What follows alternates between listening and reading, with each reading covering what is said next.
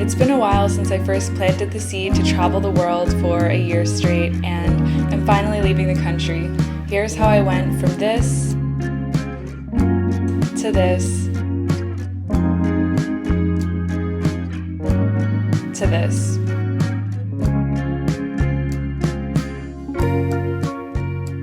I started off the moving process in the most daunting area of my accumulated belongings, which is my closet. I don't know how I end up having so much clothes after I root down in a place for more than 2 years, but nonetheless, I sorted through it all and I had 4 different piles. One was a giveaway pile, the second was a Depop pile, the third was a storage pile, and the fourth was a packing pile. Of course, the smallest, just sorting through what is actually worth bringing on my travels with me, and all of my clothes did fit in 1.5 boxes, so I felt really good about that and sort of fell in love with every piece that I forgot about and got rid of a lot of things that were just taking up space in my closet.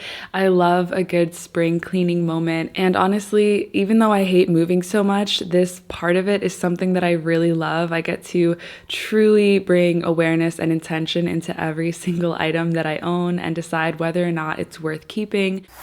This is very bittersweet right now.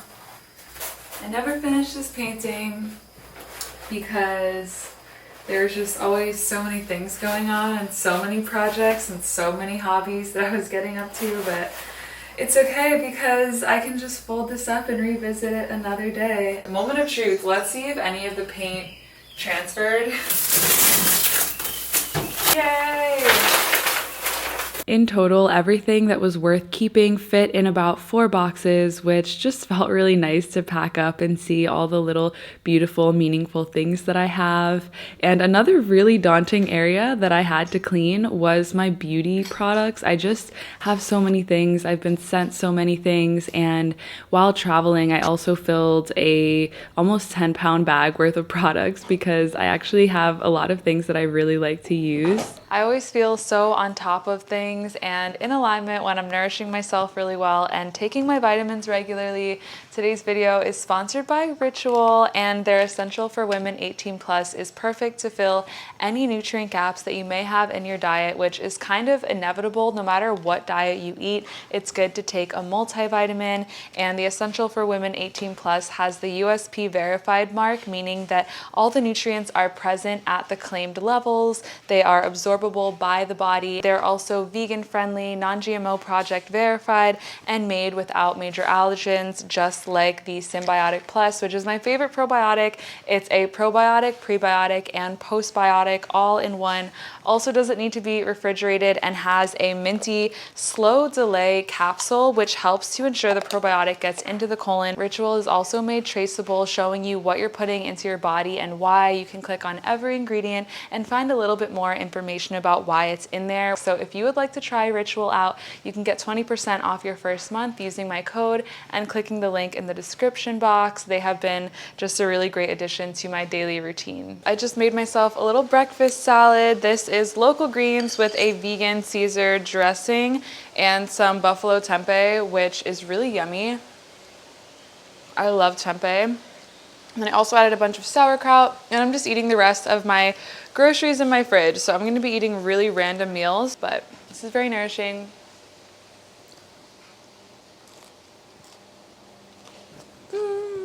This is my favorite dressing, Mother Raw Organic Caesar. It's really helped me increase my green salad intake for real.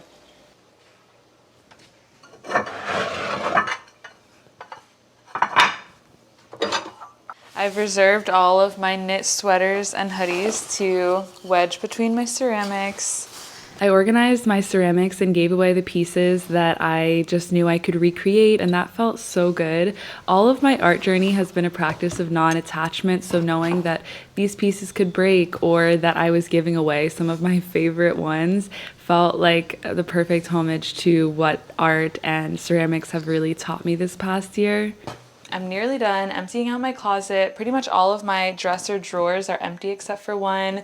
And right here is everything that I'm bringing with me to travel for the next 6 to 12 months. I will probably renew my clothing at some point somehow, but this is it. And then the last shelf on the bottom is all of my tech stuff. I can't tell if it's really light or really heavy. These are the main items I brought: 4 bottoms, 2 shorts, and 2 skirts, 2 pairs of pants, and 1 linen skirt. I brought 4 yoga sets because I will be doing a training, 7 tops. These are very versatile. 1 pair of pajamas, 1 matching set, and 3 bikinis. That's that on that. I'm just going to spend a little bit of time listing the rest of clothes. Yeah. I have this Prince Royce song stuck in my head. El amor no tiene cara. I think that's what it's called. It's just so beautiful, the lyrics. But wow.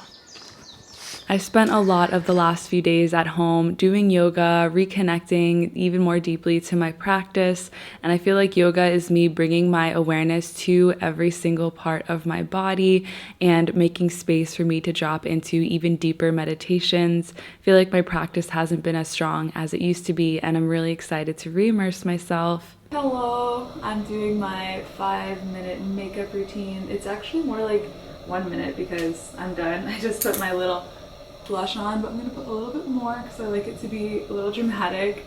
And I'm super nervous right now. I'm literally shivering and kind of jittery and like because I'm going on Instagram Live with one of my friends. The live went really well. You could definitely tell that I was nervous, but I released that by the end of it. And if you want to watch that conversation, it's on my Instagram, just saved there.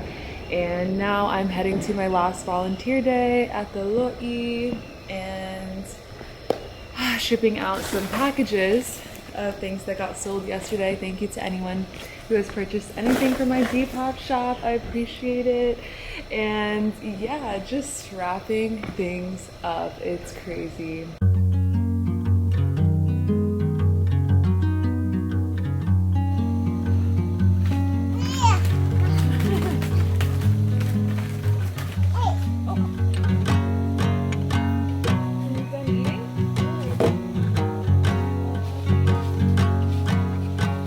This was the last day in my house. I took down my little altar where so many prayers have been casted, all of my art hangings on the wall, and wow, all these pieces that made my house feel like a home. And I'm so excited and grateful that hopefully the next time I unpack these boxes, I will have found a new home and new place to root down. That is the plan, to ship these things and create a new home somewhere in the world. But I hopped on a flight to LA as my first stop before flying over. I'm hiking right now. Where? To this podcast I'm gonna do, my very first podcast ever with the dear internet friend. I did in fact record my first podcast. I was so nervous the whole time that I don't even know what I said. I think I blacked out, and I really learned a lot about myself and my nerves, but I will post on Instagram when it is out.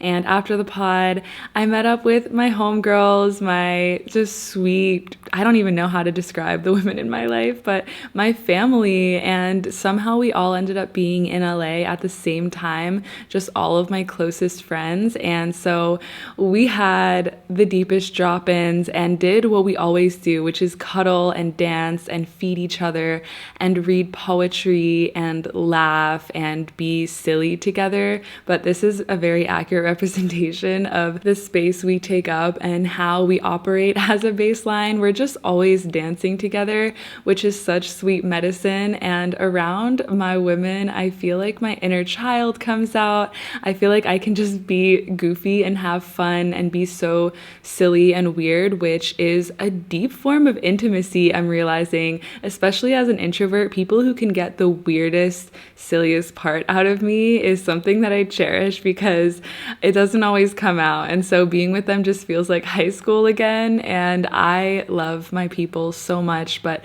after we got some food, we went to my friend's temple space in LA to celebrate my friend Rank's birthday. This space space is so beautiful. I will have the Instagram here because she is always hosting events.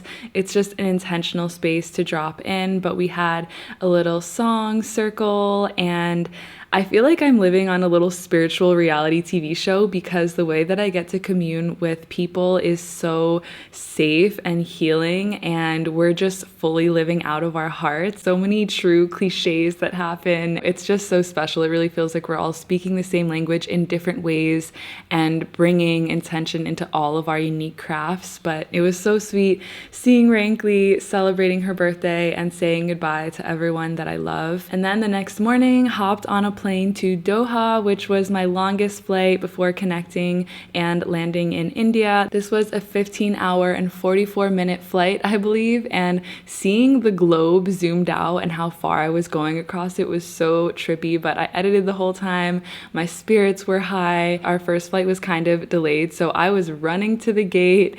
It just felt like such a classic travel experience. And then we finally got on the last leg of our flight from Doha to Bangalore. I made a friend straight out of the airport who was super sweet, named Pooja. She gave me her card if I ever needed help. I communicated with a taxi driver to somehow get us to the homestay we were staying at, and then had a 3-hour taxi ride to our spot in Mysore. And this was just the longest travel day of my life. I was purely delirious and overjoyed about it all. Hello, my sweet soul fam. Thank you so much for being here and joining me today. Officially, I am in India and I am so happy. I completely forgot how good it feels to travel internationally and learn about a whole new culture. There's so much I want to share, but my India content won't officially start until the end of the month because I have 3 pre-filmed videos going live at the end of my yoga teacher training. I took this first week just to land, ground, get through my jet lag before my training, so I have just been posted up and I love it here. I love the food and the smells and the colors, and I've been meeting the kindest people. Have been in awe and shock of how easy it is to create this feeling of home wherever I am, and that's my continual realization because when I traveled to Paris last year, I felt the same thing, like, whoa, I'm really just gazing through my open heart and everything feels lovely because of that. I'm not too bothered by anything, and so everything is just this fun ride. One way that I'm staying intentional about my travels is that everywhere I go, I sort of have a mission of something I want to learn or a little mini documentary that I want to make, and actually just having a cultural exchange with what's going on. I am going to end this video here because there's so much I want to share. My heart has already been cracked wide open by India. And this is a moving vlog, so I have officially moved to the world, international baby, and I'm fully taking requests of places to go, things to do in any of the world. If there's a gem, if there's somewhere you can speak highly of, let me know, because I'm just trying to find out where I want to live if it's outside of the US, which I think that it is. And most likely right now, I think Europe/South America are the places I'm most curious about actually living, stewarding land, maybe building an eco-village, and not moving every few months like I have been for the past 5 years of my life. I'm really excited to find a home, and this is the quest for where I'm going to lay my roots. So I would just be so open to receive any recommendations from you. Okay, it's 6 a.m. I think I slept like 4 hours last night. I'm still very jet lagged, but I just wanted to film this, and I just really appreciate you being here for this journey, and I am going to try to make a little bit more artsy videos in these travel vlogs and try different styles out because I have been falling more in love with making YouTube videos lately than ever, and I just feel really excited to share from my heart and to be received. So thank you very much. I will see you in a video soon, I hope. Bye!